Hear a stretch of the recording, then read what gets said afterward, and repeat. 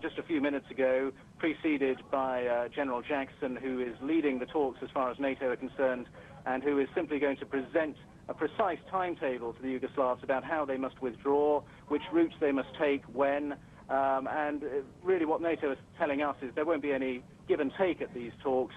They're simply going to be invited to sign this document, and from the moment they do, they then have 7 days in which to get their forces out of Kosovo. And do we know now who is heading the Yugoslav delegation? There seemed to have been a concern that only junior officers would attend the meeting. We understand the leader of the delegation is the Deputy Chief of Staff of the Yugoslav Army, Colonel General Svetozar Marjanovic, so fairly high-ranking officer. There was quite a large delegation came in cars with Pristina number plates, but I are unhappy with the makeup of the Yugoslav delegation, and the talks are proceeding now. We've no idea how long they're going to go on for. There were large bundles of maps that were into the meeting, but no time it's going to take. And Ben, once these so-called instructions are handed over, how quickly can the process get underway on the ground? Well, I mean, what NATO is saying is as soon as this document's been signed, then the Serbs will be expected. As soon as it is verified drawing, then there'll be a pause in the bombing by NATO, and very quickly after that, perhaps within a day or so even, NATO forces will start entering Kosovo. They're saying they're very keen that there should be no vacuum in Kosovo, and they will overlap. As the Serbs leave, NATO will be going in, and NATO will see the draw. And that was our correspondent, Ben Brown. He was speaking, as you heard, on a bad telephone line from Blace on the Kosovo map. Good afternoon. The Yugoslav army is getting its marching orders to leave Kosovo. Commanders are delivering an ultimatum to senior Serb officers at a meeting on the Macedonian border. They're being told to start pulling out of Kosovo within 24 hours. In a final act of defiance, the Serb delegation turned up 3 hours late, unhappy apparently with the location and the absence of any Russian representatives. The meeting is taking place at Blace, the crossing point for many of the Kosovo refugees.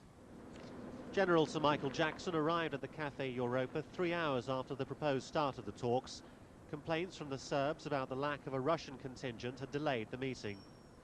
There are no negotiations.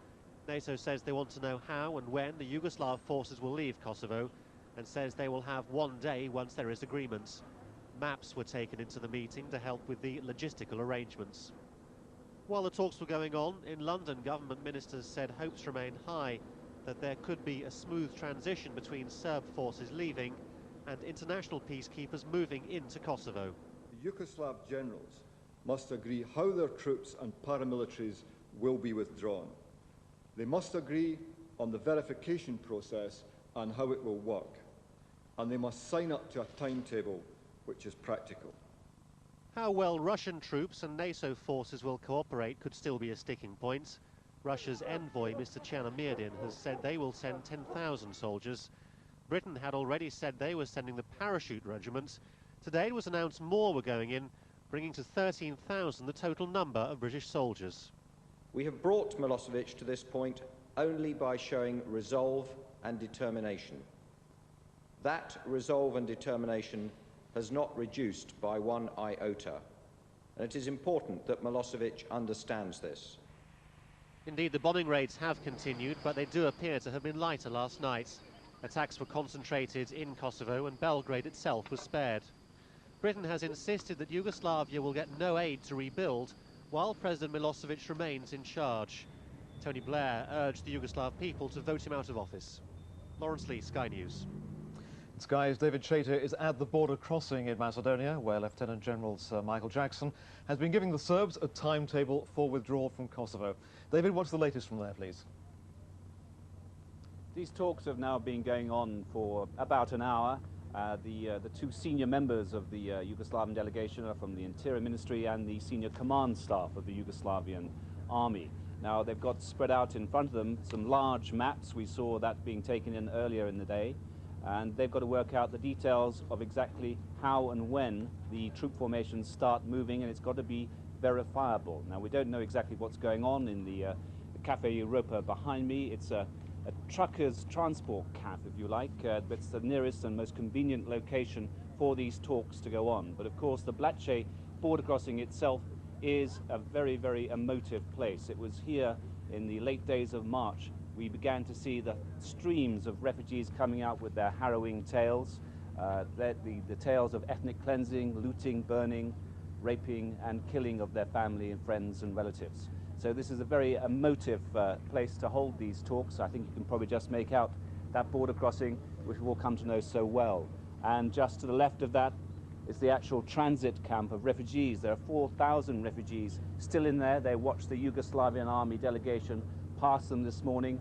Great anger, great resentment in that camp. 4,000 of them still in this burning sun waiting to get back in to Kosovo. And of course we've got 24 hours. That's the deal that NATO is putting on the table to the Yugoslav delegation, 24 hours to start those troop movements. Now behind the transit camp you can probably see one of the ethnically cleansed villages. There are people here standing, waiting to go in. And up there on up the hills above us are the Serbian positions. They're mined, those hills are mined, and on that crest they have Serbian sniper positions. Now they should be some of the first troops that begin to withdraw once this deal is initialed here at the Blace border crossing at the Cafe Europa transport cap. So that's the scene here as it is at the moment, Alan. We still don't know the progress of the talks, even how long these talks will go on for, but as soon as we hear anything, we'll get the news to you. Now, David, when we spoke earlier, you were quite emphatic that these are not negotiations. This is NATO telling the Serbs what they will do. Is there any possibility that, from that point of view, these talks could in fact fail? I'm afraid there's always that possibility. What the Yugoslav generals will be very keen to do is to withdraw with some vestige of honor, if you can talk about honor, after we've seen what we've seen behind me across the border in Kosovo. But nevertheless, these generals will want to see their troops withdraw with their head up, as it were. But of course, NATO is saying, no, you've got to stick to what our timetable is. You've got to give us a verifiable plan on the table, and as soon as possible. We want this done within the next 24 hours. That's not a negotiation, it's a technical military meeting, they say, and there will be no vacuum. Once those Serb troops start to withdraw, 40,000 of them deployed and dispersed around Kosovo, then NATO will start moving its frontline troops in. That'll be the British. So there will be no vacuum left for the KLA to move into. The KLA have to be disarmed. Perhaps they're talking about that very problem right now in the transport camp behind me, because that is one of the difficult sticking points, because as soon as the Serbs withdraw, the soldiers of the KLA on the front line will of course move forward and start taking over the villages, and they've got to be disarmed by whichever troops go in first. So the start of the Serb pullout has to be within 24 hours. What about the length of time that will take to be completed? Is that a matter for some movement? Well, the figure that's being mentioned is 7 days. Now, I don't know how realistic that is, but of course the generals will be talking about that right now. How much fuel do the Yugoslav army have? Can they actually get their tanks and their trucks on the move in that sort of time? 7 days is a pretty tall order for 40,000 men deliberately dispersed throughout Kosovo to avoid the NATO bombing campaign.